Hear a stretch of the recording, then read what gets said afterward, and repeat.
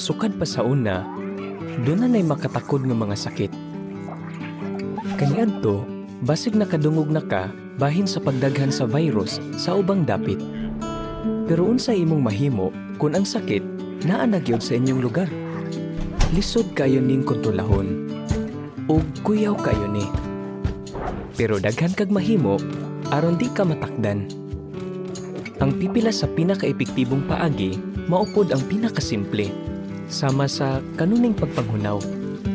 Kung manghunaw ka sulod sa -20 segundos, ang sabon ug tubig makapatay sa virus o bakterya ug madala kini sa tubig. Pwede sab kang